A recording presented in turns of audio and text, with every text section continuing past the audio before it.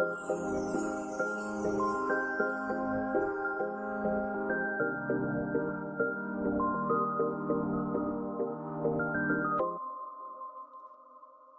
yes, it's about 4 minutes till the almighty hour of 420, and we've got a great show for you today. In this episode, I'll be joined with advocates that are pushing legislation to create a framework for cannabis consumption lounges and events within the state of Illinois. And this may not be a surprise, but this topic has been generating a buzz in the cannabis community. In this episode, we'll be discussing what the legislation is, how you can support the legislation, and we'll be answering questions that have been submitted by you, the listeners of the podcast. We are live, so comment below. We can display your comments on screen. And we'll be right back after this brief message from a local cannabis farm. Sun-Drenched Farm is the manifestation of my dream to be able to provide for my family through offering natural alternative forms of healing and wellness, the same forms that I've been so fortunate to experience on my journey in healing from Lyme disease. With in-house cultivation, solventless extraction, and final product manufacturing, we're able to offer the highest quality product that you can find now at sundrenchedfarm.com. And once again, we're live, so drop those comments. We can display them on screen. And if you haven't already, hit that like button, or as the kids say, smash that like button. Towards the end of the show, we'll open up the lines and we'll be taking callers, talk radio style. So without further ado, it's time for another episode of The Cole Memo. The Cole Memo. The Cole Memorandum. The Cole Memo. The Cole Memorandum. The Cole Memo. The Cole Memo is what allows this whole thing to go on. I mean, you have to respect the memo. Hey, this is Tommy Chung, and you're listening and watching The Cole Memo.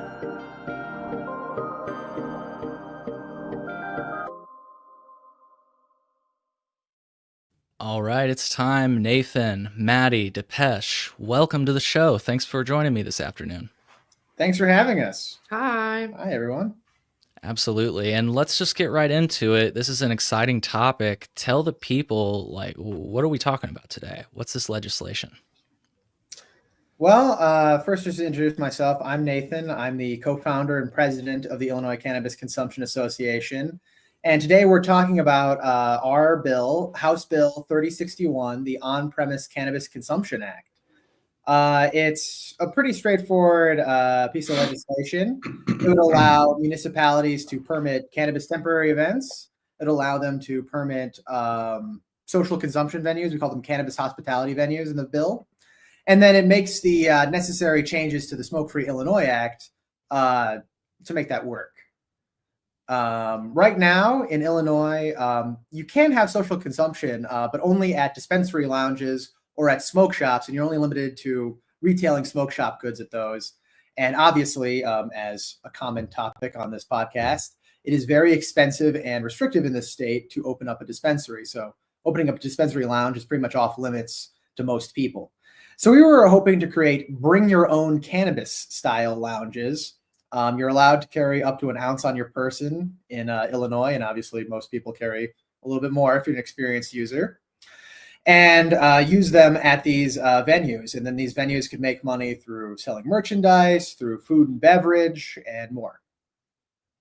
Yeah. And I'm Maddie Scanlon, also co-founder. And everything Nathan said is exactly what we're doing, but we saw the need out there. We didn't just say, hey, let's do this. We saw hundreds of people try to come sesh with High Focus Media at Profesh Sesh. So I've been on the Cole Memo before, talking all about all those things we do. But it really was one of the catalysts for why we should really go out and make this happen. Because 400 people trying to get on a 40-person bus just doesn't work. Yeah. Depeche, you want to go ahead and introduce yourself? Hey guys, my name is Depeche. Thank you, Cole, for having us here. I'm a small business owner in the ancillary space, Smoker's Glass and Smoker's Apparel. I'm sure some of you guys know me here in Chicagoland and whatnot. But we came across this need because we wanted to create a safe place for people to consume. And we realized that municipalities did not know how to do this. And we had to attack this at the state level. And here we are today advocating on behalf of our bills that are up in the state legislature. So Yeah. Yeah, and a point that Nathan made in his opener was, I'm displaying the FAQ from the Cannabis Regulation Oversight Office. Can I consume cannabis at an on-site consumption lounge? Like Nathan said, yes, either on site of a dispensary or at a standalone retail tobacco store, which has always felt a little, I'll just say a little weird. I'm sure you might be able to put it into better words. But that would be, I would say, again, for lack of better words, the impetus for this legislation. Am I correct in that? Absolutely. I mean, Maddie and Depeche can speak a little bit more about the interest in opening up a business, but I just personally remember going to a seminar about how to open up a consumption lounge in Illinois. There wasn't a lot of information other than very basic stuff like what was found in the Smoke Free Illinois Act. But what I found was there was tons of people just literally jumping out of their seats, demanding consumption and demanding, changes in the law to make that a reality. There's a lot of people who want to, create cannabis hospitality, but I'll let Depeche and Maddie talk about their lounge plans. yeah, so I come from a background, launching smoke shops, having smoke shops, and having products that we fulfill at shops all around the country. So we initially came up with this idea, just networking in the Chicagoland community and having fun and consuming in the nightlife, I guess. And, we wanted to have a safe place to consume, bring people together, because we realized like this is a total need and a total want, you know what I mean? And we kind of got into a dead end situation here where we found a location that was perfectly viable. We found a city that was willing to work with us as well. And the city was very confused because they said, well, this is a brand new business use and we'd have to zone a new ordinance for this business use, right? Which is pretty standard in opening a new business, a totally new industry type of business. And well, their next course of action was, well, we need to figure out from the state what we are authorized to allow.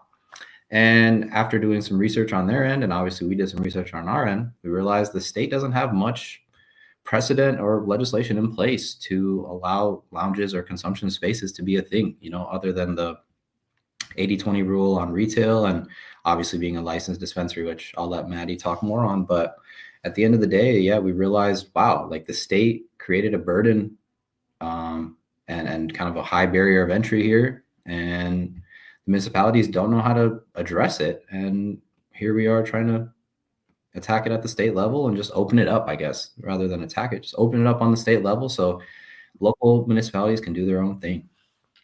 Yeah, and I'll pass it over to Maddie, but I don't want to gloss over the point you just made. Like with that whole tobacco thing that I displayed on the screen a little bit ago, that's what you're referencing with the 80-20 rule. And that's what a lot of people, I think, feel weird about. Like, what? It's a cannabis consumption lounge, but I have to sell 80% tobacco products. Like, is that what you meant when you said 80-20? Absolutely. Yeah. I mean, I can keep going into that, but it's like, basically you're supposed to sell 80% of goods. 80% of your revenue is supposed to come from tobacco related goods. Okay. And that cannot include food and beverage. That cannot include charging ticket fees for the door, and literally can't include anything else other than tobacco related goods. So as a business owner, I realized that's not really a viable practice for business. It just doesn't work. In theory, it might work. It might make sense to the people out there that are like, well, it can already exist. Well, actually, if you're a real business owner and know how to make money, you're going to realize that can't make any money because you're not allowed to generate revenue from what the consumer would need. It's not a very consumer focused ideology there. So yeah, that's my tidbit there. And we'll dive more into the direct lingo. Cool. Yeah. Is this a good time to just dive right into the breakdown of the legislation? Does that sound like a good transition? Sure. And then for folks, while you pull that up, what we're also going to be doing today, and I think this is super important for so many reasons, not only to get this passed and into law and into our reality, but I want you to keep this in your mind, folks, as we go through this. If you care about any other issues, insurance, the policies that affect air travel. I don't know. I'm just making things up. Learning how to do this with this subject that we all find we all know and love. You can apply this to other political subjects. And that's why I think this is like another example of cannabis being a gateway drug, not in the way they used to say. It's a gateway drug to politics. Anyways. That's a good one, yeah. Absolutely. Yeah, because like That's a cannabis good is so political. And we wish it didn't have to be, but it is. So we are here to advocate for what we want to see. So this bill, the On-Premise Cannabis Consumption Act, is currently in the Senate and House in this exact text. We really want it to continue through this way because it leaves it very open for municipalities to zone consumption as they see fit. I also want to note this is the first time I've ever done this after just taking a dab. So, Hey, grace. It's all good. Grace, yes. So yeah, the beginning of the bill, it's just a short summary of it. It really sums it up well. Really, we're allowing municipalities to license temporary event permits and hospitality venues that allow cannabis consumption. So bills usually start with some sort of definition of terms. We took a lot of the same terms from the CRTA, and also just established what do we mean by a venue. A venue meaning any business licensed by a governmental unit for hospitality related purposes. So it's not just, food and bev, it's a lot more uses. Mhm. I always say the bill's a little bit backwards because we start with the temporary events, but it's just because it's the less meaty of the two. It's just saying that if you're going to have an event with consumption, it can occur outside of a hospitality venue. It's a permit that a municipality is going to give, and that when they must pass an ordinance on how they're going to give it. Now, municipalities want direction. They don't want to have to just guess how everything should go. So in this rule, we're giving them a few things that must be in the permit, including how much it's going to cost, how long it's valid, when the event's happening, and how smoke and vapor is going to be ventilated if it's in indoor spaces, and how it'll be hidden from public sight if it's in outdoor spaces. And this language, we didn't just come up with ourselves. We took from other bills in other states. So there's a precedent for why we are doing what we're doing. When a legislator asks, where did this come from? We can point to currently operating states that have this rule, and it's going well. Mhm. So municipalities shouldn't just be able to do this with all willy-nilly, or else that's how you do end up with crazy licensing fees and illogical business standards. So we have a section in it for both the cannabis hospitality venues and the temporary events that basically saying you can't prohibit people from bringing their own cannabis. You can't prohibit food and drink sales, and you can't impose any standards that serve no other purpose than making it hard to host an event. So yeah, let it happen if you're going to let it happen. We do add in though that none of these can be close to a school because we do understand there is a huge stigma against children around cannabis, even though it can't kill them and alcohol can. But still, we're still here in this world with these rules. So that's and then also we say to the municipalities, the permitting fees must align with the real cost of regulating such events. That is something the CRTA does not protect for cannabis businesses. Municipalities have added random fees up to $5 million for craft grows. So we don't want to see any sort of strange fees and things that just come out of nowhere that make no sense. And this is hopefully grounds for that. And if they break it, grounds to hold them accountable to something. So the cannabis hospitality venues now come in. A lot of it is similar to the temporary permits, but the differences come when it's how to apply to it. So it's a license that's zoned by a municipality, and you need to say it's renewed annually, like a liquor license, that there's a cost of the application fees and the renewal fees, that there's a requirement that it's a designated area zone for consumption rather than allowing consumption throughout a venue, and that if it's indoor, there is a ventilation system, and if it has to be with building codes, and if it's outdoor, it has to be site obscured. And again, those are things that came from other states. But the big thing, again, no practices that make no sense. And let's make sure that the employees aren't being smoked out. So that is something us as cannabis event planners, when we're throwing a profess sesh, we're just getting smoked out for 3 to 4 hours. And so there should be a place for the employees to still be on the clock doing their job where that is not happening to them. And plus, obviously, you have to be 21 plus. That's a clear one. And to offset fees for those who are social equity applicants, we do put in here that municipalities have to refund the licensing costs to cannabis hospitality venues that fall under the CRTA's definition of a social equity applicant. So making it easier for people who really do want to get in. Again, these are some of the same prohibitions as the temporary events. Don't make it hard. Let there be food and bev. You got to be able to bring your own. And the licensing fees got to align with the real cost. It ends with just two quick sections. One basically saying local governments have to follow state rules when regulating these venues. So follow the law, guys. And then we have the Smoke Free Illinois Act section that pertains to us, where we've added in new language. So all of Section 35 is existing language except for the blue additions. So we have an addition for hotels and motels that they can be licensed for these purposes distinctly.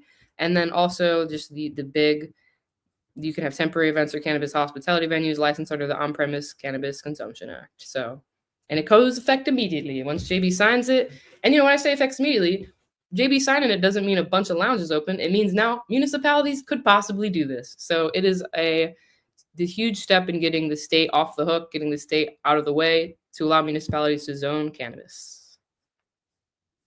Yeah, great job. Ooh. Gotcha. And most of you sort of touched on this, but I think that just before we get into showing people how to reach out to their representatives to support this legislation, am I correct that what you're kind of saying is that when municipalities are kind of approached with this idea, oftentimes they're just like, we don't know what to do. And this, like the FAQ that I displayed earlier, is not it's 2 lines of text. So they're like, how do we do this? Is this what the problem you're trying to solve here? Yes. Gotcha. Yeah, absolutely. As Depeche previously mentioned, these are kind of, they're looking for precedent, and nobody really wants to be the first mover here because, that opens you up to potential litigation. And also, I don't want to speak negatively on these politicians, but, they're a little hesitant, I think, to make such big step forwards like that. And I'll leave it at that. I won't pick on them any further than that. We want to create guidance. We want to create a hospitality industry. We want to, much the same way that there is, alcohol bars, how there's restaurants, how there are cigar lounges. One thing in our research we've noticed is that not only are there many cigar lounges across Illinois, new ones are opening. So it's not even like, smoking lounges are like this foreign concept to us. So we really just want to create the same kind of experience just for, us stoners, Yeah. And as we segue into, again, showing, unless you have other bases, you want to cover, some people might be asking themselves, and we'll get into consumer question or listener questions later. But like if you're like myself or like you, Maddie, and Nathan, I know you have your own house. Depeche, I'm not sure of your living situation, but for folks like us, we can smoke in our own house and it's no worry, but that's not the universal truth for everybody. And in other words, some people don't have a safe place to consume. I'll name an entire group of people that may not. Tourists, people that aren't from the state of Illinois. Mm-hmm. They can go to a dispensary and buy it, but where do I do this without getting in trouble? Absolutely. You can't do it in your hotel room, and you can't do it in the Airbnb. So you do it just outside or something like that, or hopefully you have somebody who's cool. One thing I like about our act is that it does open up, you speak of tourism here, it does open the opportunity for hotelers and similar businesses. So I think the Weed B&B is going to become a reality in Illinois if we can get this passed. Yeah. Yeah. A big point I like to mention too is marijuana became legal recreationally because it became legal medicinally. And we've learned that the CRTA has failed a lot of the medicinal patients here in the state of Illinois because it doesn't, for lack of better, words, it's very limited in Illinois on getting access. And, one example that we like to share with legislators is, let's just say there is someone who's, pretty ill that has, let's say, disability and gets disability from the government and whatnot, maybe lives in Section 8 housing, right? Per federal guidelines of Section 8 housing, they're not allowed to have, drugs or anything in the home, and marijuana is considered a Scheduled I drug, right? So we've got to look at that as well. It's like the state has opened this industry and these patients to have this medicine, and yet they're not even allowed to consume it in their home. So, there's so much of a big overreach that occurs here that we're just trying to pick away at it and see what happens. And one major point too, that I feel like I have this conversation almost every other day. It's like people go, well, there's underground events all the time that are getting smoked up and smoked out. Like, why are we trying to create a license or a permit for this? It's like, guys, when it comes to law and regulation, the lack of enforcement from police or the government is not precedent to say that it's legal. It's still technically illegal. So we've got to understand that just because it's not being enforced and parties aren't getting raided doesn't necessarily mean that we're in the clear. So this is what this extra step does is, hey, we're creating guidelines so that these cities are backed by the state and we can clearly move forward with these parties and events without looking over our shoulder. And I'll just say, we don't have to get too much into this, but to your point, while there may be a lot that aren't getting rated, I've heard of some that are. So, right, that's a problem. It shouldn't be happening. So, yeah, where do we want to move in from here? Somebody's saying Depeche. Yes, I think you're preaching. You're preaching, Depeche. Thank you. Yeah. Well, if you believe in this bill, we've been hyping it up to everyone listening now. We really need your help to make sure the representatives know people care about this, because it is a sincere piece of feedback that Depeche and Nathan have gotten in Springfield, that these legislators have yet to hear about this issue. This is important. Who cares about this? And that can't be the case, because we've seshed with enough of you to know that lots of people want this. So we have a very simple, easy way to do so.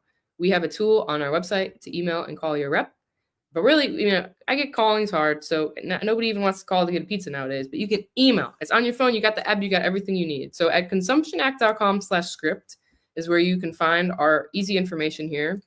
It's a matter of finding your district in a lookup tool, and then we are going to give you your representative's direct email, the most direct one we've found to get in touch with them with this special tool we built. So I will show you what this looks like when you click on the policy tool. I live at 420 West Weed Street, and my representative is House District 9. Cool. So then I'm going to go back to the other tab to get my lookup tool, because now I know I'm District 9. And we have this little coded thing, so easy. Type in 9, and boom, there the email is. And now whatever mail app you use, y'all are going to maybe see my emails. That's okay. You can compose a new email wherever you email and send them a message.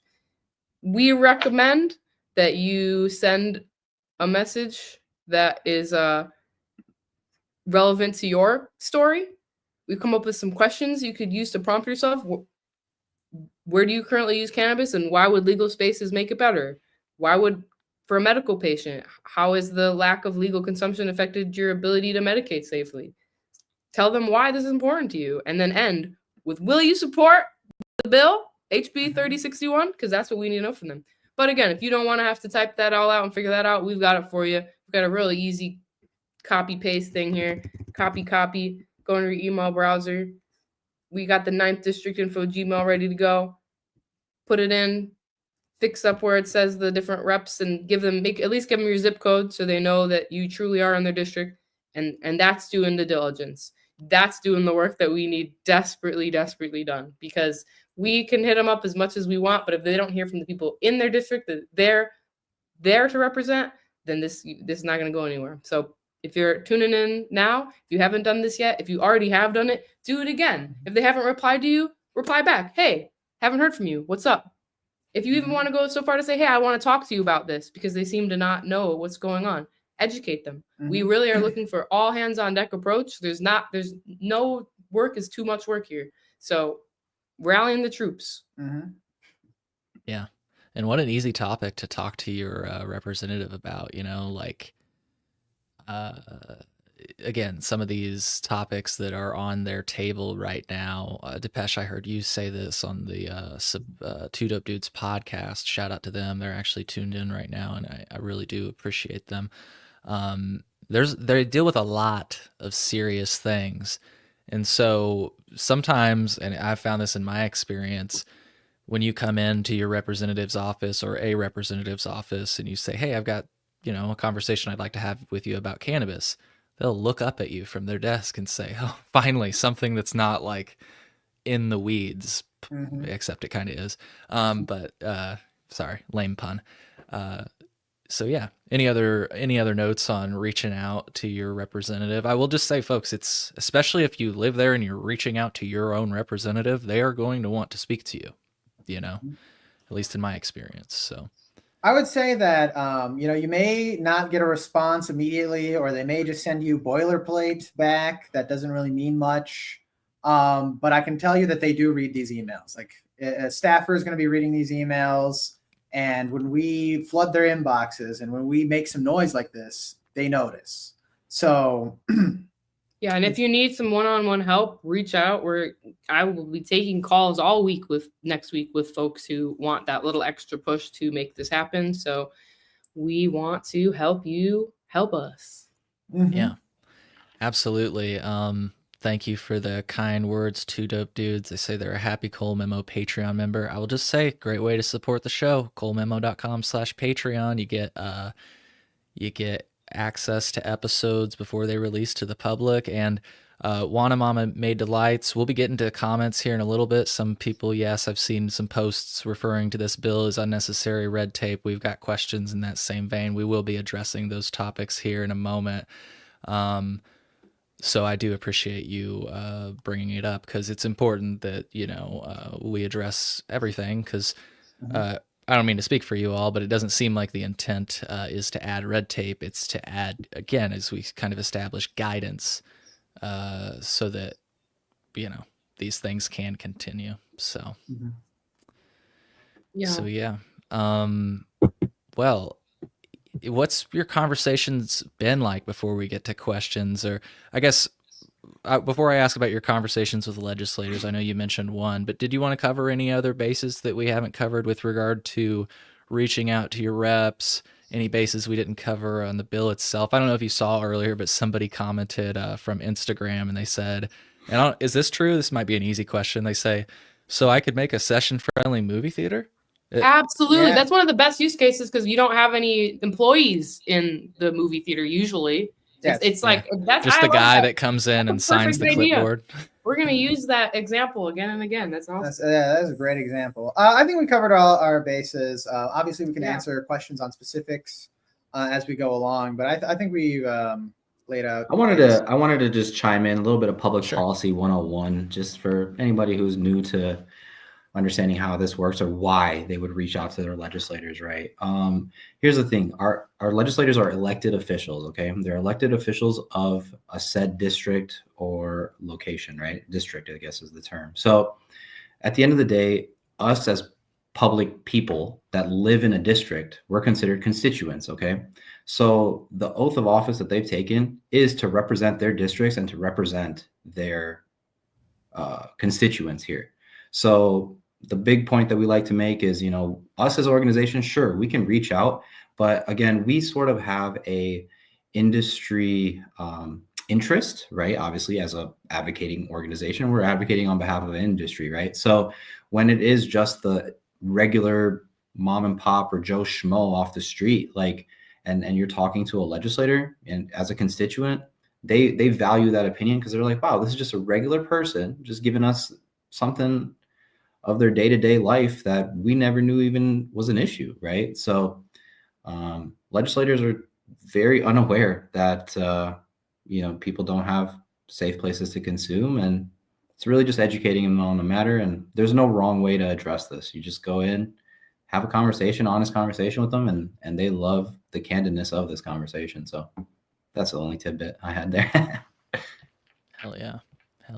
Yeah, I feel like if I were a legislator and somebody came in with this topic, I'd be like, of course, you all know me, so of course I'm going to be like, hell yeah, let's talk about this. But I don't know. I just think that, like I said, in my experience, when you bring something that's not like knee deep in budget or these crazy topics, I keep using insurance as an example, but I'm sure there are others, Nathan, that you can think of. I know you're super plugged in. This cannabis is a nice break from some of those muddy topics that they have to get No, involved in. no, yeah. It's definitely something that you compare it to other things. A lot of the issues that come across your desk sort of have a like dire consequences to them. If you don't do something, the budget's going to be cut, people are going to be affected, and this is like creating a new business type. And so I think it's almost like a breath of fresh air. I'd say our conversations that we've had so far with representatives fallen into, I'd say, like three categories. First, I'd say is like supportive or like kind of leaning supportive, where either the representative kind of has experience with cannabis or is a user of cannabis. And they definitely are like, yes, I'm on board with the vision of cannabis bars, cannabis hospitalities. Some of them I think are a little bit more hesitant than others, simply because there are some concerns around it. I'd say, kind of going to our second crowd is kind of our more like hesitant, undecided people. There's people who bring up cannabis drug driving, or what do you do with overconsumption, or other different kind of concerns that actually do have, practical implications for the industry. And then the last group are people who are just flat no. Depeche and I had a meeting with a certain Republican representative, and within the first minute of conversation, well, I'm not interested, and neither is my district. Just in that tone, just boom, drop that on you. So, and but I respect that because at least he's clear with me, and Yeah. I know where he stands. Yeah. Not leading you on or anything like that. Yeah, he's not gonna tell me in a month and a half, oh well, I guess I can't really support this, sorry, when we're really close to our deadlines. And honestly, what was funny about that one particular meeting too was this, we still furthered the conversation. We kept going just to understand, okay, you're a totally red district. You guys don't support marijuana. All right, let's figure out kind of what can we learn from this engagement, right? So I was like, well, what do you hear about cannabis in your community, I guess? And he said, well, we're actually arresting more people for cannabis in our community because our district never even wanted to legalize it. And I was like, oh shoot, that's crazy. But we bit our tongue on that one. And then we followed up with, okay, so what are some concerns? And they were like, well, we get grandmas and grandpas calling in that, they smell weed all over the streets, and it's a nuisance to them, right? And this is where this type of legislation comes into play, is like the consumers don't have a safe place to consume. There is no way to keep the consumer accountable as to using this plant. So if you create some kind of framework and some type of legislation that says, hey, you're supposed to be in designated areas or designated venues where you can consume this plant, so you're not obscuring into the public and whatnot. I mean, it was just a funny, like, they paused for a moment. They were like, actually, this could be a solution to that. So it's like, that's the awesome thing about just having honest, open conversation, is like, just because we don't all agree on something doesn't mean that there's not going to be a solution at the end of the day. Solutions actually overlap in politics, like, the red versus blue debate. Eventually there's some purple or gray area, whatever you want to call it, in the middle that ends up kind of helping both sides get a win. And that's what legislators are looking for, is like, okay, if there's a problem, how do we solve it without giving too much to the other side, right? So finding common ground is key. Yeah, absolutely. And we've definitely been reaching out to both sides of the aisle. Definitely have gotten more positive response. Obviously, all of our co-sponsors, and we're up to, I think, 6 co-sponsors right now for this bill, which is really good news. And that list keeps growing. And what's even more exciting, some of them come after conversations, but even more are, I send emails and I'm just like, hey, are you interested in this legislation? Would you like a meeting? And it's great when like they don't even have a meeting. They just say, yep, I support this. and we've had that happen to us for a few times. So, I definitely have a lot of optimism for this bill. We still have a long way to go. And there are many hurdles in the way. We need you to email your rep. That's a hurdle. But what I can tell you is that we definitely get a lot more positive, and we definitely get a lot more that's interesting, let me consider that, than no's. So I think that gives me a lot of hope. Yeah, and once again, folks, consumptionact.com/script when it comes to reaching out to your reps. ICA's making it easy for you. So definitely go to consumptionact.com/script. We got a few comments in. We'll see if we'll display them here. If you're watching, we are live.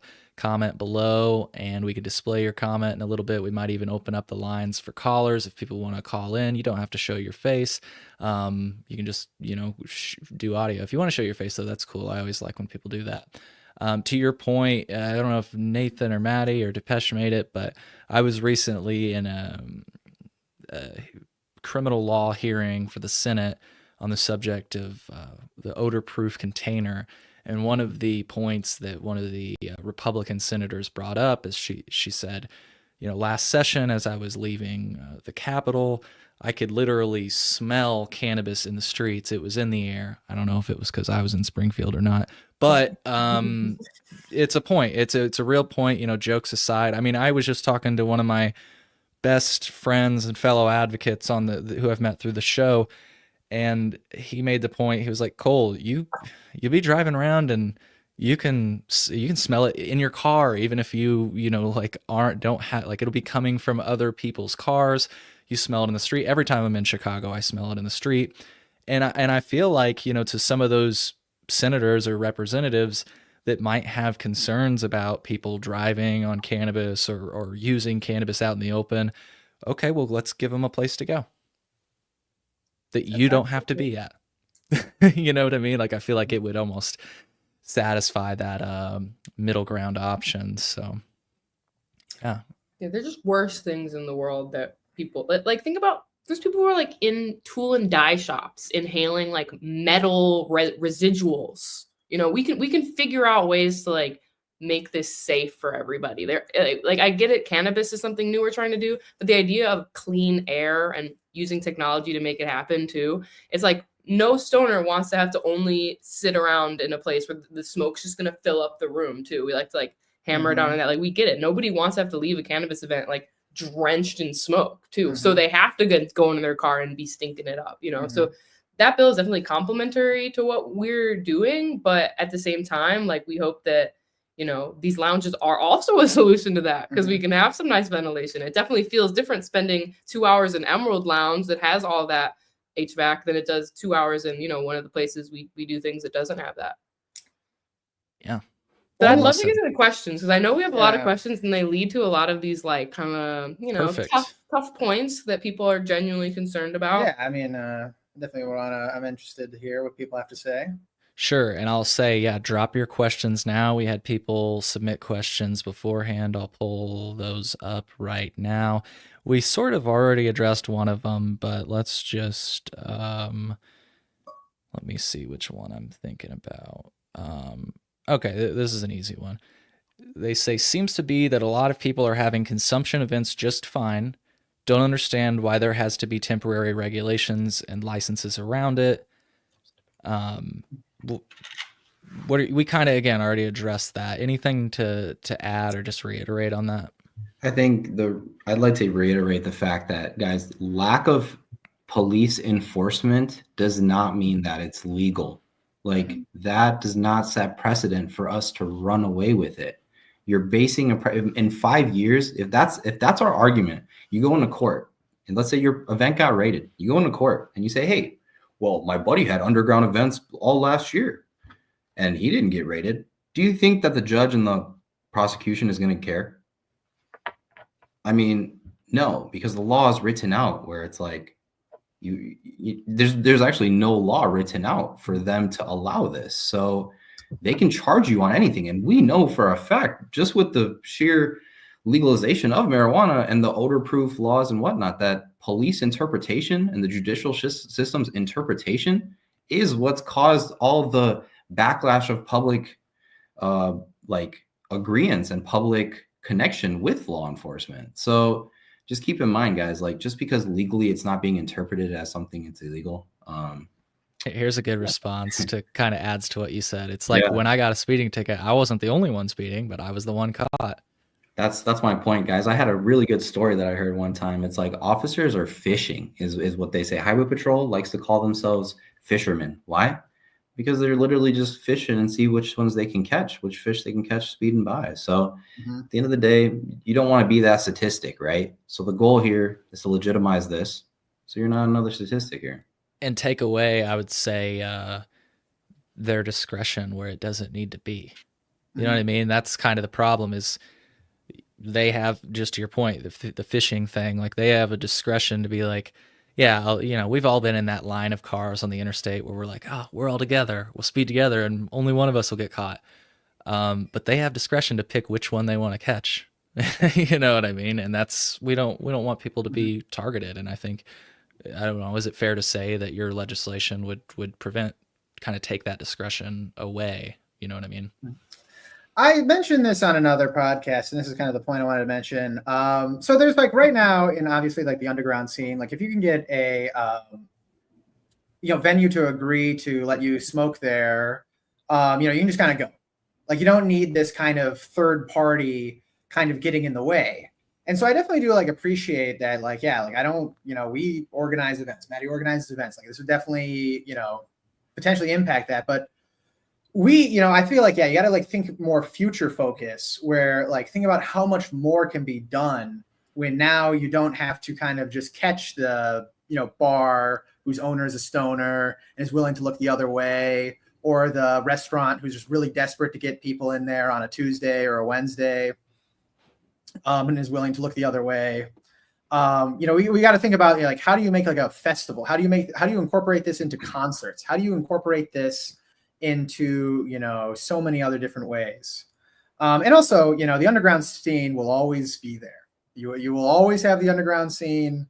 That I mean, they legalize weed and they're still underground. The black market's booming. Yeah, it's booming. Yeah. So the underground. If you're in an underground, this is your business. Now here's a question. I don't know.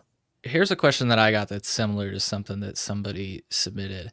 This is just a framework that is, am I correct in saying that this is a framework that's optional?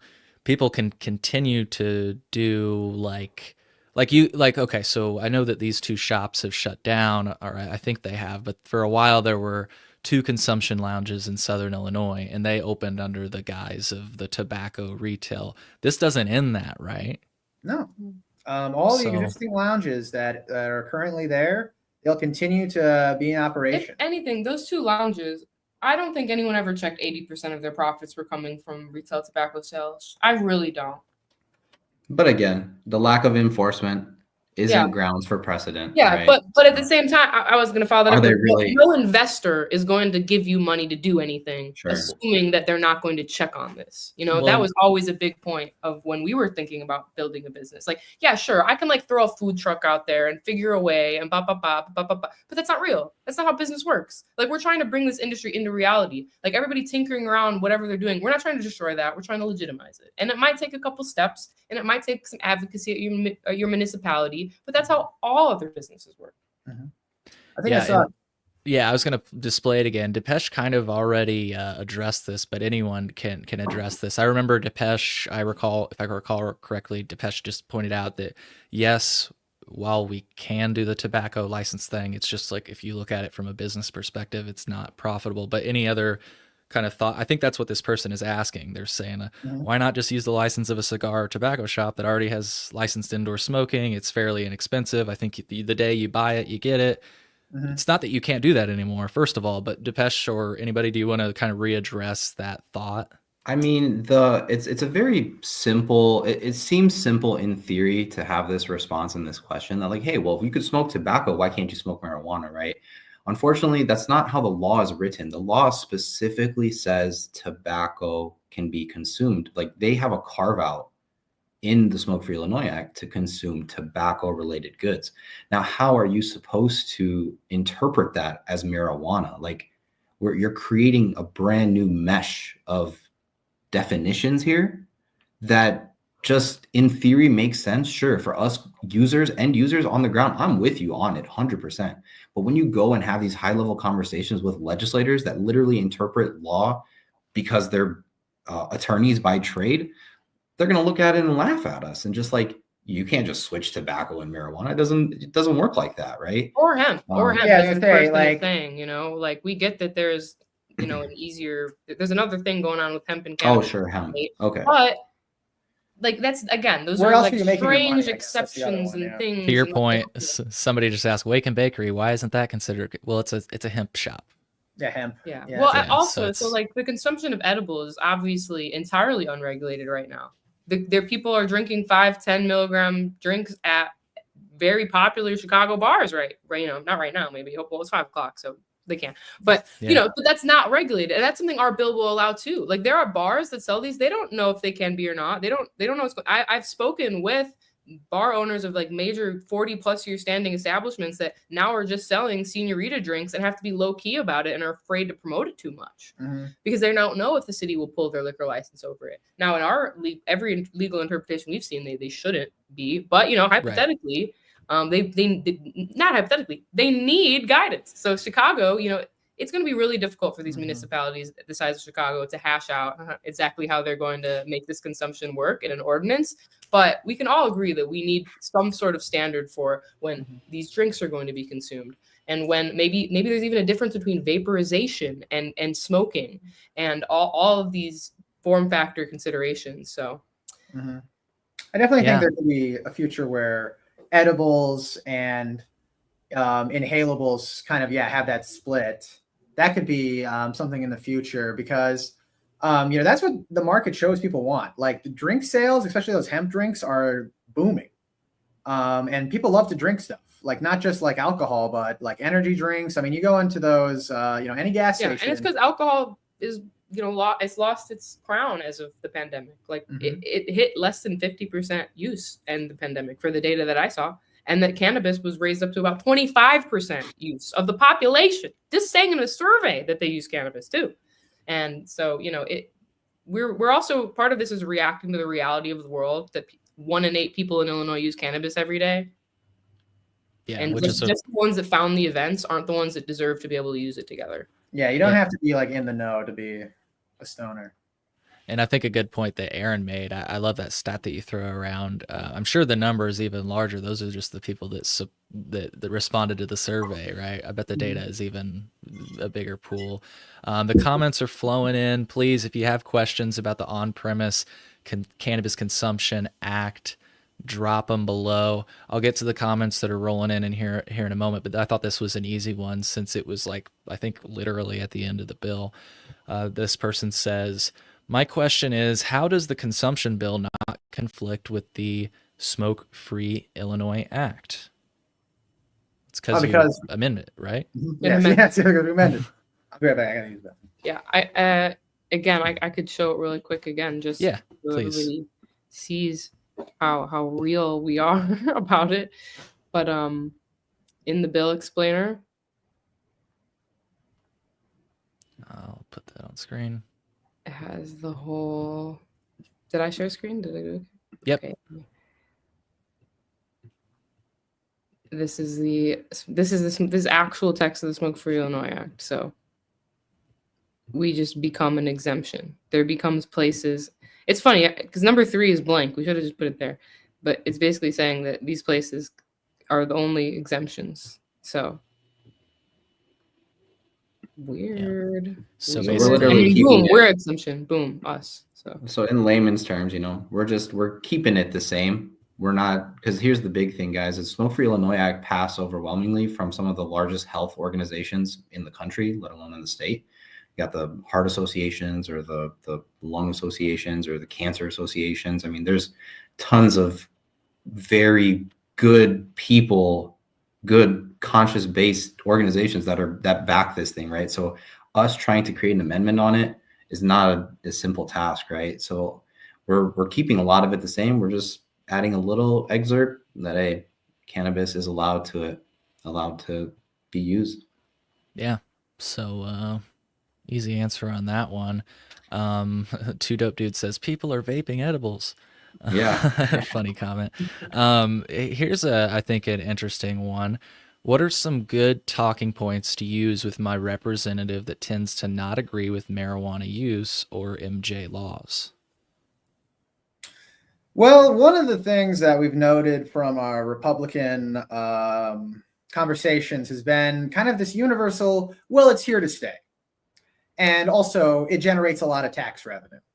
So I think that if you approached it from, well, think about the ways that this could continue to generate more tax revenue and increase business in our community, many of them are kind of sympathetic to that argument.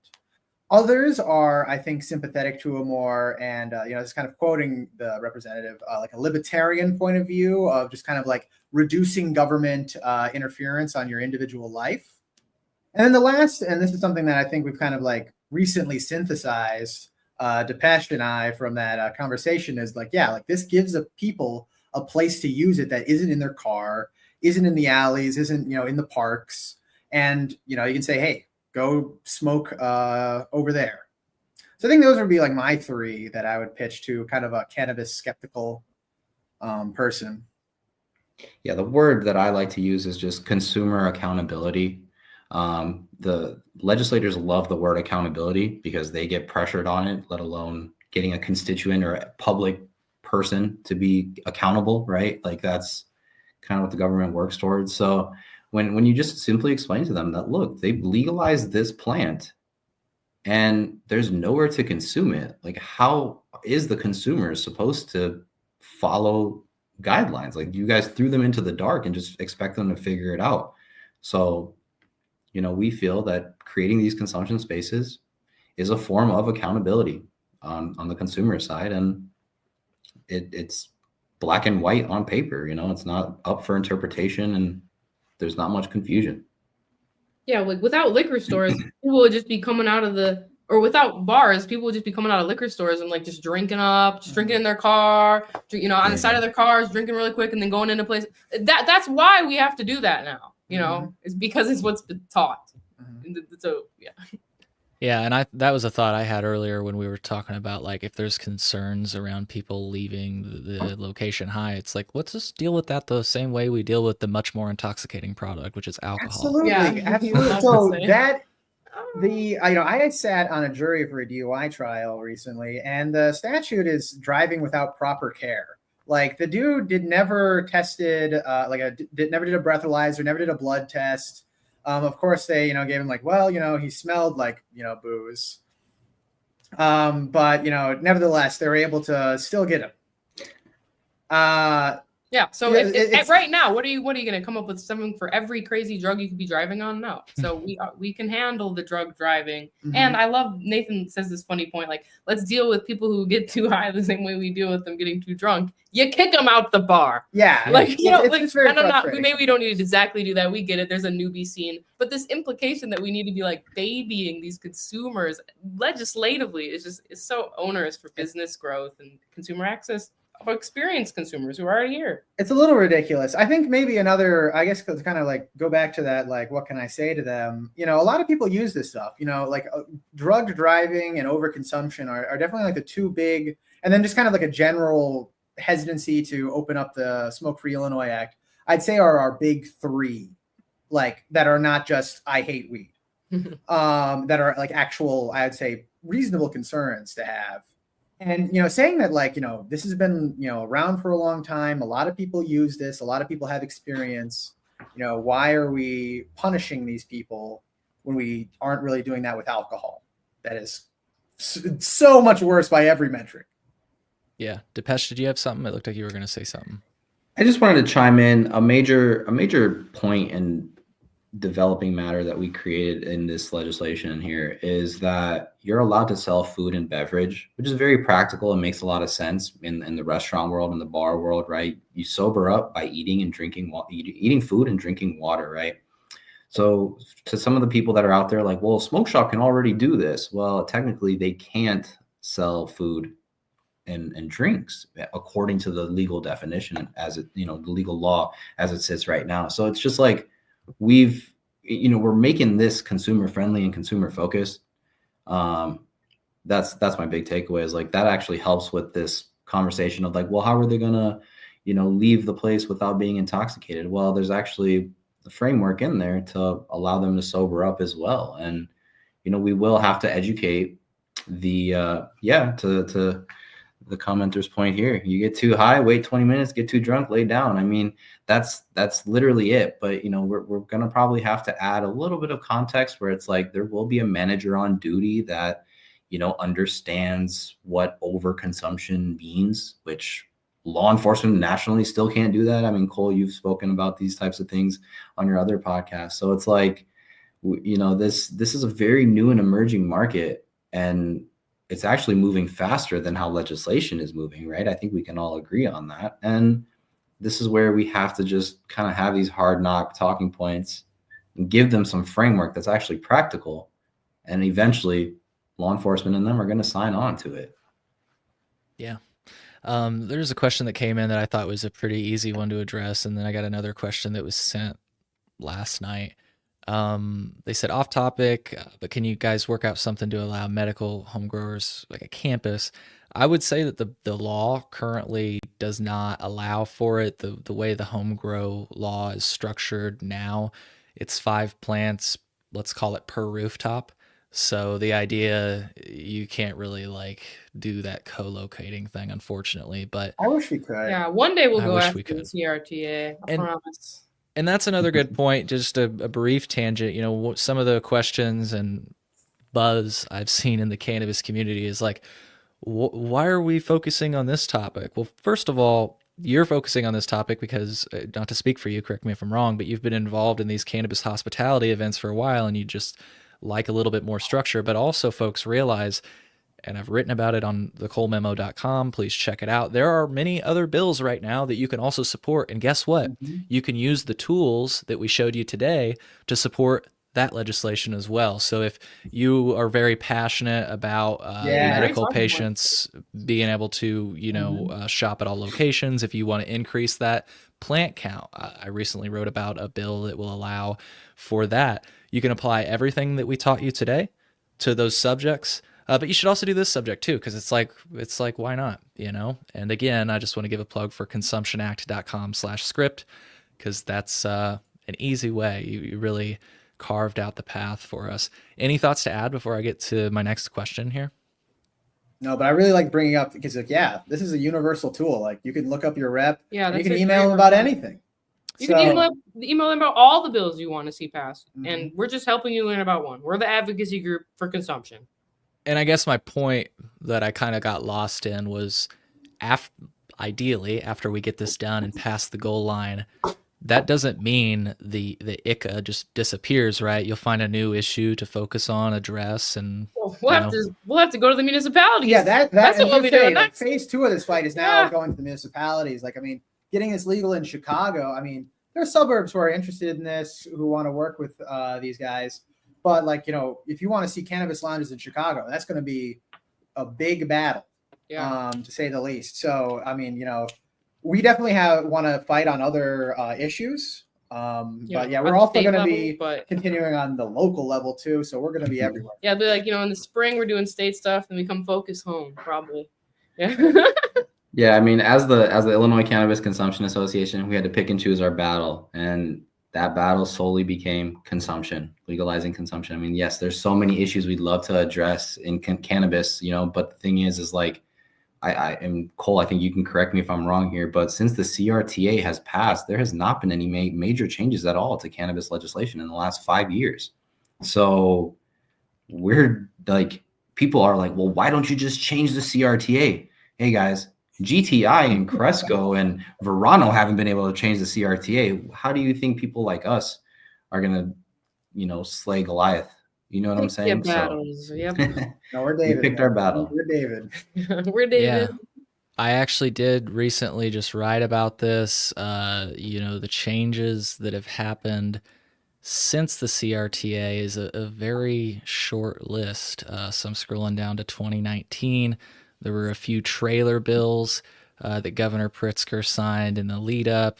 But since then, there's really not been much that has gone through. You can read about this more on colememo.com.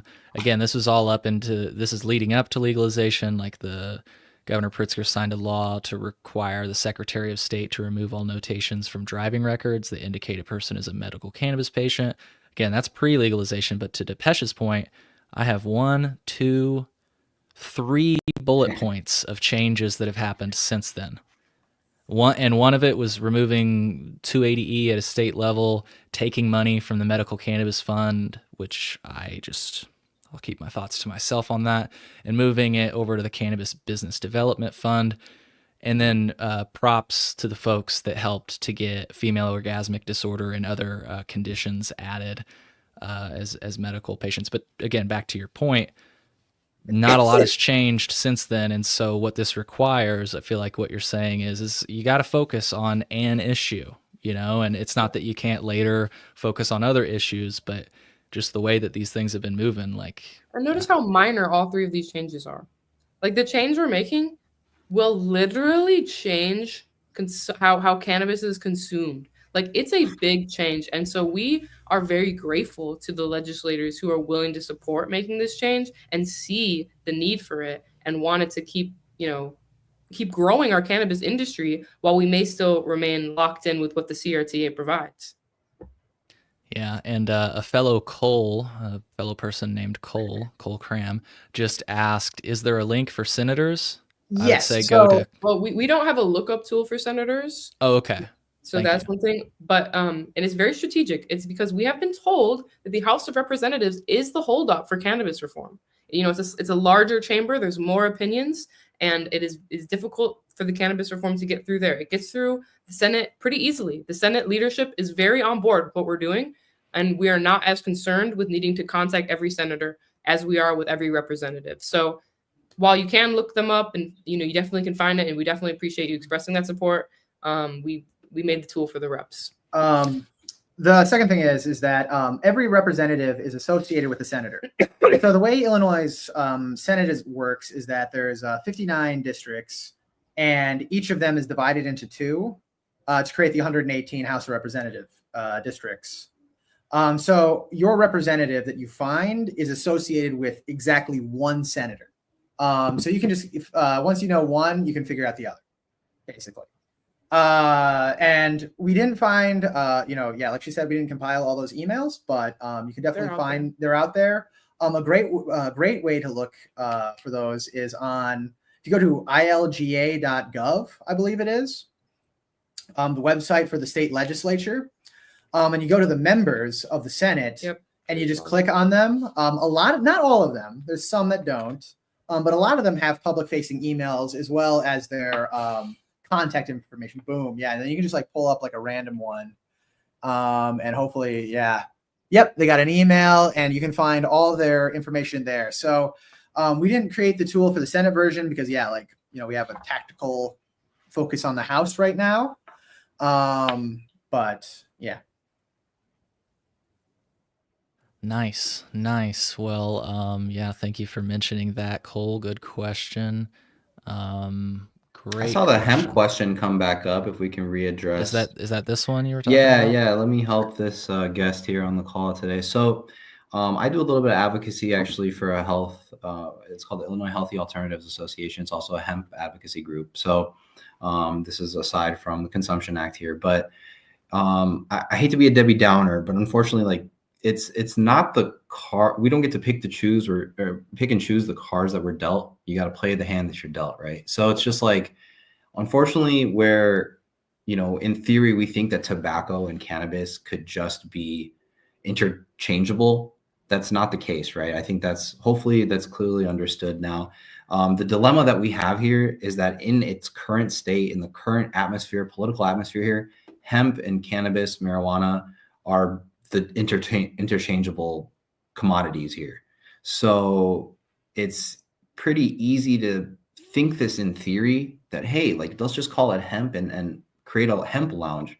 Again, it's literally viewed the same as marijuana, and that's up for debate. If you didn't see what happened in December and early January, where Pritzker was trying to totally ban hemp and give it to the CRTA dispensary individuals, I mean, that's that's clear as day, signaling that they believe that those two are interchangeable. And there's a lot of things that are going to happen during this session on hemp legislation as well. But we've got to understand the political environment here and their appetite for allowing such a use. And unfortunately, the federal argument that hemp is legal is just not strong enough anymore, because states are actually rolling back some of the hemp legislation nationally. So we're pretty lucky that we still have THCA hemp and such cannabinoids in Illinois, because that's not the case nationwide right now. Sorry to be a little negative to that viewer, and I'd love to connect on the side as well. Though. Like, we gotta be real. We can't live in a fantasy land and just hope for the best. We're activating for what we see is happening. Yeah. The only thing I'll say about that before, sorry, Maddie, were you about to say something else? Oh, I was just gonna say there is somebody who asked a question on Instagram that I don't know if you can see, but I can see that I'd love to get to. Yeah, please do. They asked if our bill has anything to do with consumption buses, and if it has anything that would allow people to be on a consumption bus and be smoking and driving at the same time. And unfortunately, no, because the vehicular regulations are much more advanced than what we are capable of lobbying for, when they can't even believe that you can leave a lounge safely. So maybe one day, I know there are states that have that. It's not like it's impossible, but where we sit in Illinois', beliefs on cannabis, that we deem would be very unwelcome at this point. The law currently reads that cannabis cannot be consumed in a moving vehicle, and we can't change that until we get an opportunity. And unfortunately, we're not at that bridge right now. So the idea of using like an exception as this is like my mobile home that I've parked at various places, and I'm just allowing people to smoke in my mobile home is, we're not destroying that. Yeah, no, but destroy that. The parked vehicle with people smoking in it as a zone to smoke. This doesn't change. They can allow that. They don't need a vehicle anymore. Actually, they can just site obscure it any way they want. But yeah, moving that vehicle. Yeah, I feel like that mobile home concept is definitely more legal theory than legal reality. I don't know if that's ever been. I don't know if that's ever been hit by a court, and I don't know how it would stand up against the court. And again, that's the lack of enforcement. Again, that's created this quote unquote precedent that people think is allowed, but there's no writing that justifies it. It's just, unfortunately, the only way that they're operating is because it's just being looked the other way. They're turning the other way.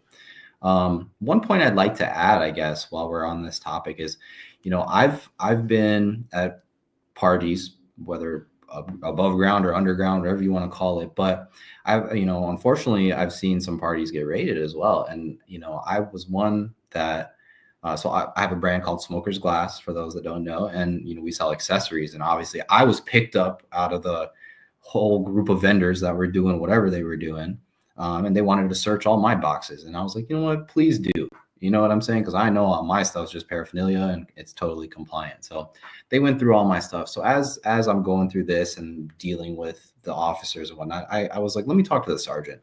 So I spoke directly with the sergeant. I said, Sergeant, what is the reason for you guys? This was in Chicago. So I'm like, what is the reason for you guys to pull up in 10 squad cars right now, police officer vehicles, 15 officers on site here for an event where it's all adults that we're screening at the door that are adults, at a venue that's, not technically open to the public. Why are you guys doing this? Isn't there better things to do in the city of Chicago? Like, you're telling me there's no other danger? This is the most dangerous thing you guys could be doing? And the sergeant came back to me and said, well, here's the thing. This event is taking place at a public venue. Okay. It is zoned as a public venue. Okay.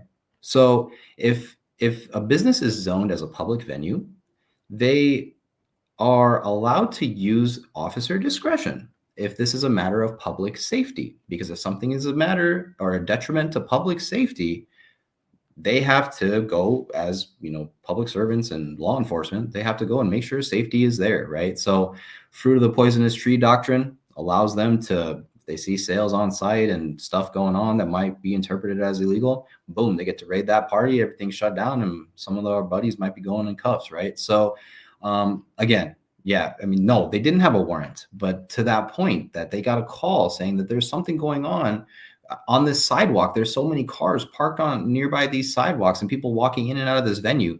That was near other public businesses. This was a matter of public concern and public safety. So the officers were able to swarm in and raid that party. They had no warrant, guys. So a little background of what this sergeant of Chicago Police Department educated me on. And that's helped me a lot on my framework of how to interpret the law here moving forward. Yeah, and we're about to wrap the show, but want to offer up again, if folks want to call in, colememo.com/live. We're taking callers. I love saying that. You always hear that on radio.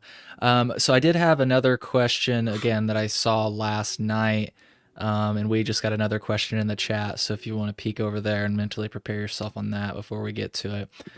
This is a fun one. Just ask if there has been any sponsorship from MSOs or their subsidiaries on the bill, meaning has there been any pay from them? If yes, who? And sorry if this is the last question or a long question, I can reiterate anything from it. And does this only benefit her, I'm guessing you, Maddie, other company, Hypho Media, or can your average Joe afford a license? I feel like you addressed this earlier. Who controls the price? How can we set thresholds on it to start? Say $500 a day. What is it? So again, I know that was a long question. No, this bill is written just for me, Maddie Scanlon, open lounges, and everyone has to pay $1,000 to get it. Yeah. So before, I think to the first point. Sorry, what was the first point? The first point is an easy answer. Easy answer is no. There has not been any money given to us. There has been no support given to us by any MSOs or any licensed businesses, actually, per se. This is literally Maddie, Nathan, and myself, a few friends like Cole and a few other friends that are, supporting our cause here. Cannabis Equity Illinois Coalition, they've helped us as well, spread the word here. But we have not received a single donation dollar. We're doing this on our own. We learn how to educate ourselves. And our money, everything so far. Yeah. We've just but we do have a donation page. We just finally set it up. That we just launched this week. We just launched it because we do need funds. We want to be able to buy everybody a T-shirt at least. Do something where we can visibly show up. Simple little things. So even if you want to be petty and ask if we have money or not, just consider what we'd be using it for. Lobbying. What we do need money for is lobbying days where we could transport people down. We're going to need to feed those people. We would want to, outfit them with shirts. We need to get them printable materials. There's a lot of effort that would go into coordinating meetings. So that way they're not just aimlessly milling around. So there is a lot of, use cases for donations. I think another question is with the average Joe. Yeah, of course. Yeah. Chicago liquor license is $4,400 to get one, and that's $750 a year to renew. Yeah. So that's the ballpark. Where do you set that? You set it in the municipal ordinance. So you're going to have to talk to your local council people who are making and ideally, so if you have temporary cannabis event permits, there's nothing that says Chicago can say events under a certain amount don't need a permit. That's my ideal world because I don't like having events over 300 people, for example. And so there's a lot of wiggle room here, but that's where the municipal control and, municipal lobbying, for lack of a better term, will come in. And this somebody in the chat kind of asked a similar question as to what this person said. First, you already kind of addressed. And does this only benefit her other company, Hypho Media? You addressed, and the average Joe can afford a license. I mean, it actually doesn't even benefit my company. It benefits my peace of mind. My company is going to have to pay more money to do events now, most likely. But I would gladly do that to not have to worry my entire event that it's going to be shut down. Right. And the question, though, about pricing, I think you addressed that at the beginning of the episode, and it's in the bill explainer. It addresses that, but can you take that question? Yeah, the big thing is that this legislation is helping the municipalities get the state out of the way. As of right now, the state as of always, right? The state supersedes the local municipality in regards to what they're allowed to do. But on the other end, it's a circle inside of a circle where in regards to enforcement and strictness, I know there's a better word for that, but being more strict, a municipality can always say no to something that the state allows. So we've clearly learned that in the state of Illinois, there are going to be districts and cities that are totally against this, right? And they should be allowed to say no. So an all-encompassing, hey, the state should just legalize it and mandate it. Well, that's exactly what happened with big marijuana, and we see why these licensing costs are unreasonable, right? So basically, the micro focus on that question is the permit fee like $50. In theory, we're hoping that it is attainable like that. But the thing is like we can't have that conversation until the state gets out of the way, and then we can have that direct conversation with the municipality. And if you live in that municipality, guess who we need in that room while we're having this conversation? We need you. So if you chime in and debate that, hey, the permit needs to be $50 because the average Joes need to get in, and this is just part of our lifestyle, they need to hear that. And that's where we need local support, guys. Is this doesn't set precedent for pricing at the state level. This only gets the state out of the way, so each local city can do what their community asks of them. Because local city of Chicago might have big money.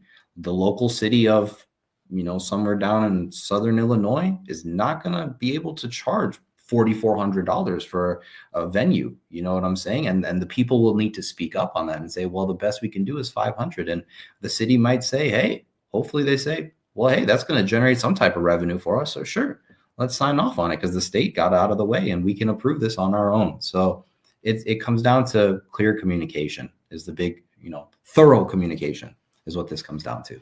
And am I wrong in saying this is what I was thinking about, that the only real state level thing, because this is a state law, is this idea here: the permitting fees for these events must align with the real cost of regulating such events. So that's kind of like almost like a safety net, for lack of better words. But is that the intent behind that?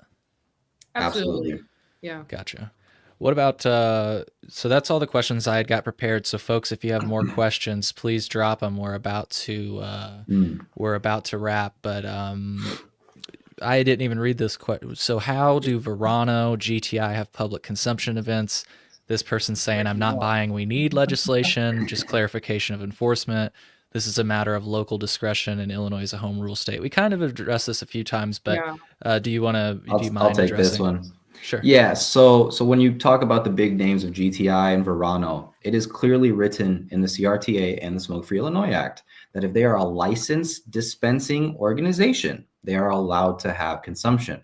Now, people like you and me, and I'm sure most of these viewers here, are not licensed dispensing organizations. Therefore, we do not get that safety net or that privilege of having these events. So I am with you that, yeah, they're having local events at the Mundelein had Rise and Mundelein, that big festival, right?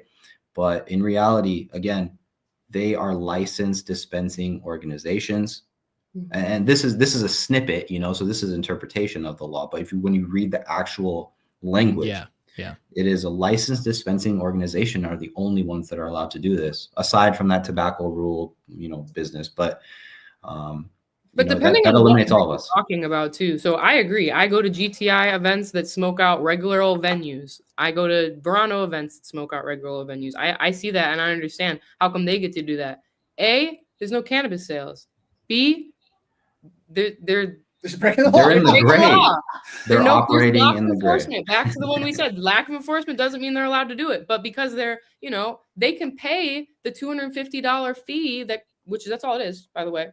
Just consumption is $250 on the first offense. So as long as they're not selling any weed, they're ready to pay any of those fees that come along. And so Not to mention they've got some of the top lawyers in the country that we can't afford. So let alone back end deals and Chicago wouldn't know how to come after them with anything but a health code violation anyway, is kind of my point here. So you can't compare GTI Verano events to the events where cannabis is for sale.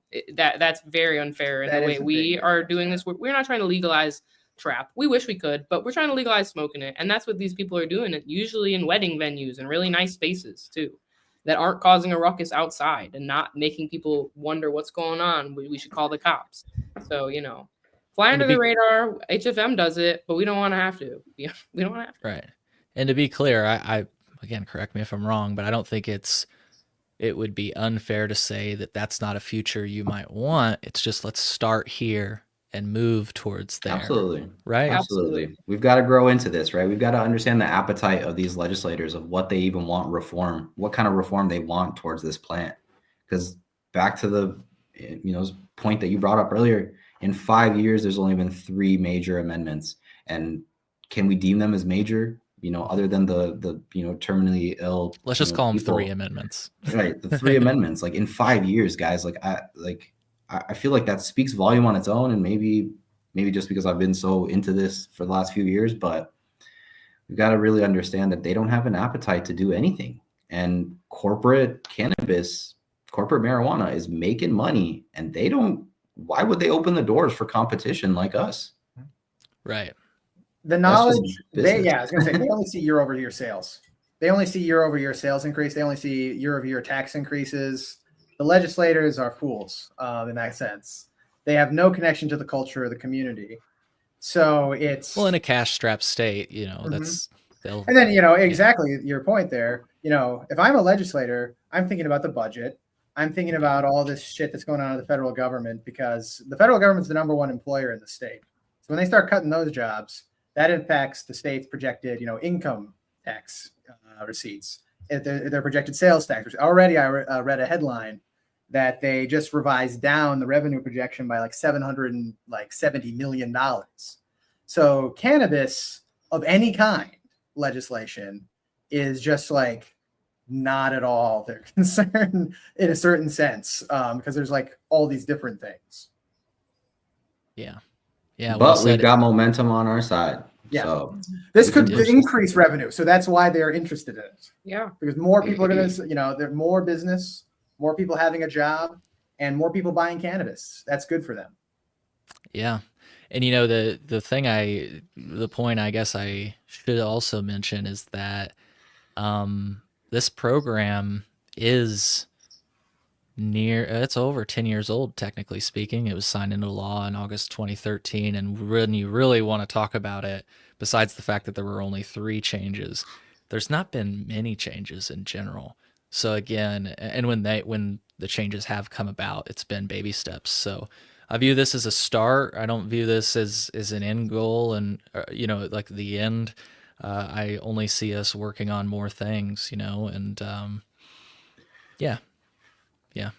I say us, I mean you all. I'm obviously you're part with of it. Well, every single person. You're part of us now. Yeah. Hell yeah. Your And platform. so is everybody else that wants to be involved. Please do not be shy. Follow us at meet.ica on Instagram. Check out our website. Get connected with us, guys. Once again, consumptionact.com. If you want to get that script, make it easy to reach out to your reps. consumptionact.com/script. You're going to be talking about House Bill 3061, right? Since you're going to be calling your House reps. Was I correct in that? House Bill 3061, yep. Yeah. And again, all that information's on consumptionact.com. ICA's made it easy for you. So the last thing I'll say is please do this, but also share with your friends. The numbers help. So once you get done doing this, tell your friends about how easy it was. And I really think that this is another example of cannabis, like I said earlier, cannabis being a gateway drug to politics. Cannabis is inherently political.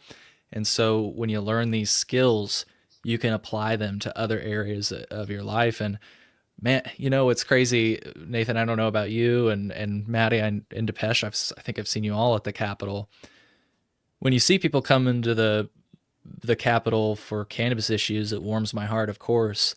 But it makes me start to wonder, and it gives me hope that once people see how easy it is to impact or influence change, that they might try to take a front seat to some of these other issues in our life. Again, I really think these are good lessons that you're teaching us here today. Mm-hmm. So, absolutely, thank you.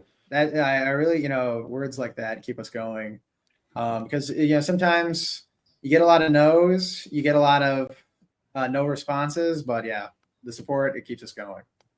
Yeah. So, just curious, as like kind of a last question, in an ideal world, and I actually just got another question in. But in an ideal world, if this came to be, we got it past the goal line, what do you think is next for ICA? I know you said municipalities and actually making it happen, but like, do you think it's just consumption focus? Like, what do you have any other topics that really like bother you? Like, as we said, there's so many, but I'm just curious. Any on your radar that you're like, we got to fix this? One for ICA. I mean, and who knows when it would happen, but micro dispensing at lounges, it's logical. It's really hard. It will be really hard to have a thriving lounge scene when these businesses can't make money off the sale of the product. So that definitely requires amending the CRTA. So who knows when that'll be able to happen? But to be like bars, you gotta be able to sell it. Hey, you want to plug some? Oh, sorry. Go ahead, Nathan, and then we'll have Maddie plug some events. I was just going to say, like, anything pro-consumer is our point of view. Yep. And so there are so many items where there's like, it'll help businesses sell more and it'll help consumers get what they want and have a better experience in the store, and just making that a reality. So like, pro-consumer is going to be our next step always. Hell yeah. A lot of different directions you can go with that. Because as Depeche said earlier, Illinois is not very consumer friendly. Let's just keep it at that. Maddie, any events coming up? You want to tell our friend Brandon who dropped a comment? Thank you, Brandon, for dropping comments. Yeah, actually, so we're out this Saturday at a venue called Divine for an International Women's Day event. And we're just a small part of that, though. But High Focus Media's next big professional chef will be on April 1st at Pizza Lobo, our favorite venue in Logan Square. They are a great patio with great pizza, and we're bringing classic pizza party vibes with music, Uno, type of fun stuff. For people that want to like keep in the loop for your events, because you do them all the time, what would be the best way? I think you have an email list, right? Mm-hmm. We have a newsletter, Chicagoland Cannabis Events newsletter. We share our events and every other event we possibly see every Wednesday or Thursday. Is that highfomedia.com or how do you get that? You can find it on the main highfocusmedia.com homepage, but it's also the link in bio of made content. So awesome. We should really promote it more. We were just saying that today. Like the events newsletter really is where we started. I had a note in my phone that I was sharing with people with events, and it made me realize this is how we could start connecting the community. And it's just crazy. Like, yeah.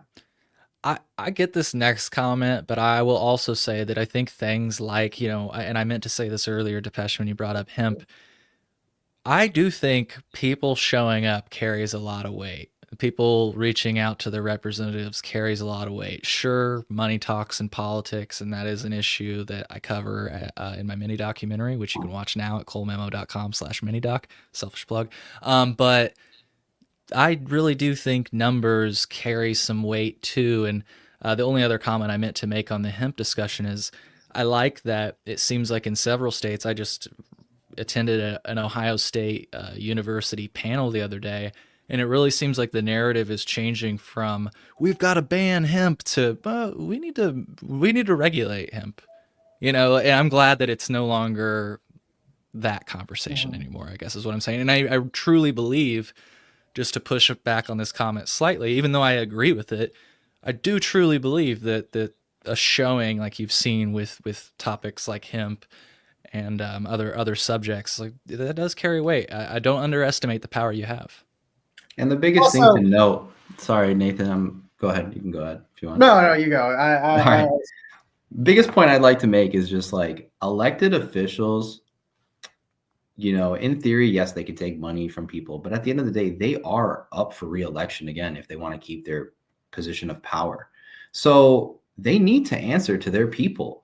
So the thing is like, if the people are voicing concern or voicing an issue or just adamant about a topic, that holds a lot of weight. So one of my mentors told me you can either have a paid mob, a bot mob, or you can have a true intertwined mob, and if we can just stand for the truth and speak our natural voices, that holds more weight than money can.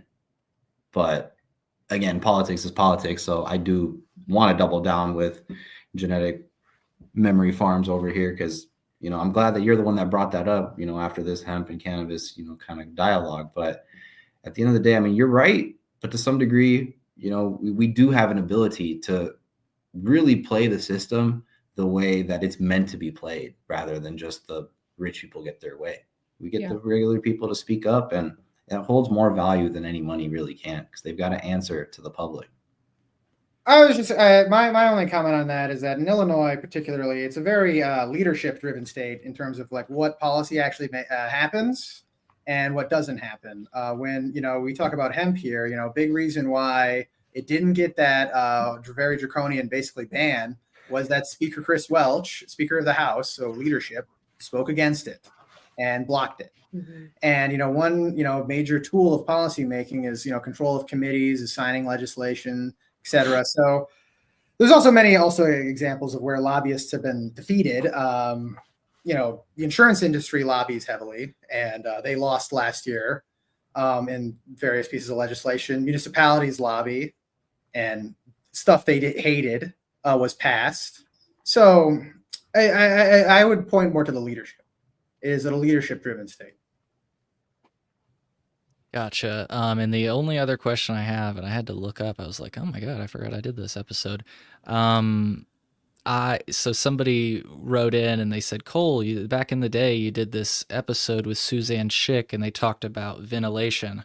That was on the Chillinois podcast, episode 210. I'll display it on my screen if people are wondering how to spell that.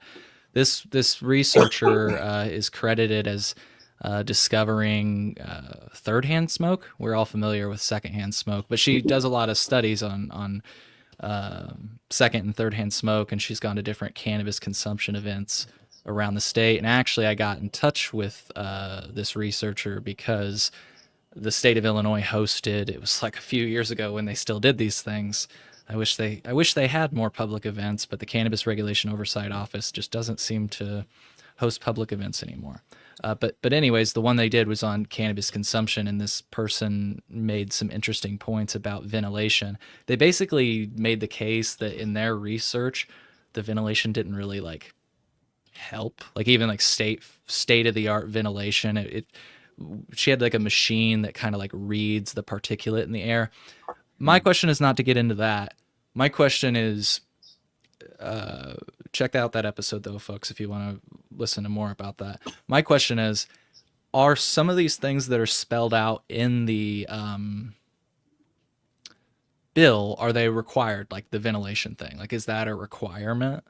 Or is that just like, here's some guidelines if you want to do this, this is how you do it? They need a Again- plan for exhausting the smoke. Yeah, I think we wrote Outdoor it spaces in very open, and yeah, an outdoor space don't need. We wrote it in an open way where like, no, it doesn't say you must move the particulate ppm airflow. Sure. Blah, blah, blah. None of that is in there. But it has, something has to be done, and nobody's getting ventilation in their home.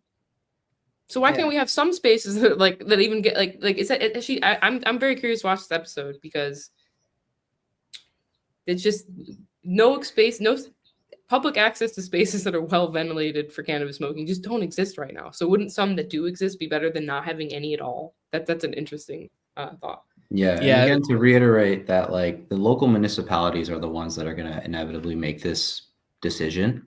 So there are going to be some cities that are going to require strict ventilation, and there are going to be some that are going to pretty much let it be loose, because it's up to the municipalities to figure this out. And the municipalities need to answer again to their people and their constituents. So it does matter for people to speak up and relay their messages and voice their concerns. Yeah. Like you just said, Maddie, it was definitely an interesting perspective. And if I recall correctly, it was you'll probably see it if you watch the episode. It was a hard one for me. You'll see my gears turning, because it's like, on one hand, she is a proponent of cannabis and cannabis consumption, but on the other hand, she like brings this data that it's like, man, that doesn't sound good. Like, for example, she said it like outdoor events. She brought this little machine, and she's like, in any other circumstance, she's like, now granted, cannabis consumption events are a little bit unique in the way they do it. Like, everybody sparks up at the same time, which is like not, it's like, oh, it's 420, everybody spark up at the same time. But she was saying that like the levels they were reading, like in any other circumstance, it would be like, there would be an advisory issued, like there's particulate in the air type of thing. So. And absolutely, a lot of people coming into these venues, they know exactly what they're getting into, right? So that's the big thing, is like adults are coming into these venues, consumption venues, to consume. and they know exactly what they're walking into versus back in the day when Smoke Free Illinois Act was up for debate. There was people that went to a restaurant that genuinely did not want to be exposed to cigarette smoke. And that's kind of the precedent, I guess, we're fighting against. Sorry, go ahead, Nathan. Oh no, I mean, I'm just saying, like, yeah, you know, part of it, I feel like it's just kind of like that's the nature of the business. Like, Yep. it's going to be a smoky room. But Yeah. But there's, I think, when you can I show hope. me a study that cannabis smoke is killing anybody, that as well. I mean, that gets into everybody. We don't have definite answers on these things. So in some regard, the science isn't there yet. But what are we supposed to? We already legalized it to buy. So what are we supposed to do? Wait until we absolutely know if every little thing in here causes cancer? We don't even do that with our food. So Does this bill force people to go to these events? yes, That was my funny way of saying it's a choice. You know what you're subjecting yourself to. it makes high police media a millionaire. No, I'm just kidding. Maybe one day, but for now we have no funds, just the support of the community. Yeah, and people got to keep in mind that these underground events that exist, we're not doing anything that's going to stop that. Like, we're not creating red tape that's now making that illegal. Like, are you creating penalties in your law? No, that's my point. Is like, we're not creating something that's going to create disaster. We're actually just creating a small little carve out that's going to help the state understand, you know, or help the consumers and just business kind of catch up to this demand. So for all intents and purposes, the status quo will continue. You just also have the option to play it by the rules. You might even have more leverage with your municipality saying like, look, here's a set of guidelines. This is how you can move forward on Absolutely. Yeah. The state said it's okay. So why wouldn't you guys say it's okay? That's going to give you a much more that's going to give you a stronger argument walking into these zoning meetings. If you've ever been to one, you got to have something to frame and some framework to give as an example. You know what I'm saying? And if you can't give an example, they're just going to look at you like, well, you're just out of left field here in your own imaginary land. So we can't do that. Next. So we're giving some framework, guys. We've covered a lot of ground today. I want to just plug again, consumptionact.com/script. Follow me, Ika, on your socials. I'll put the links to Ika and HIFO and Smoker's Glass. And Nathan, I know you've got a really cool thing if people are interested in like what's going on in Illinois politics. I'll put that in the podcast description as well. And I guess I just wanted to ask before we go, any other I know we've again covered a lot of ground here, but any bases we haven't covered, anything you wanted to just say before we part our listeners tonight? Thank you for your support, and we appreciate all of you. And I don't know, we're fighting. Email your rep. Email your rep. Email your rep. Reach out to us if you have any other questions. If you didn't feel comfortable asking questions here in this public forum, we're all for having constructive criticism and making things better, because this needs to be a reality that we all want. We're very close to it.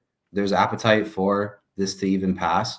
So if you are hesitant and wondering why it's said this way or framed that way, please reach out to us. And if there's something that we can help educate you on, or maybe even interpret, and you can educate us on something that we totally missed, we're totally open for that, guys. We're here for the consumer. As Nathan mentioned, we are pro-consumer.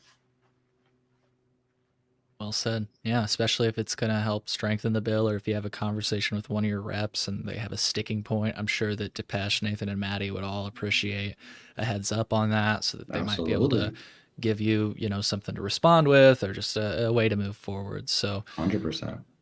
I wanted to thank you all for doing what you do, because I know, like you said, you haven't gotten any money. I hope that displaying, you can go to consumptionact.com/donate. Pitch $1 or $2, folks. Activism costs money. They live in Chicagoland. They got to come all the way down to Springfield. In case you didn't know, that's a long fucking drive. And every little bit counts. And look, I wanted to say before we close the show, again, thank you for what you're doing, because I view it as advancing the cause, which will lead to normalization, which, by the way, since people have brought up other topics, I think normalization makes those other topics easier to achieve. Absolutely. People are You like, can well, gather with fellow stoners and talk about the issues. We'll be able to solve them all better together. So this is just the first step, y'all. Let's do it. absolutely. Someone said, cheers, got in here late, but great convo. And our friend Southside Shanky said, thanks, y'all. Shout out to Absolutely. Thanks, Shanky. Shanky. Woo. Cool. Well, folks, really hope you enjoyed this episode of the Cole Memo. We'll see you on the next one. Take care.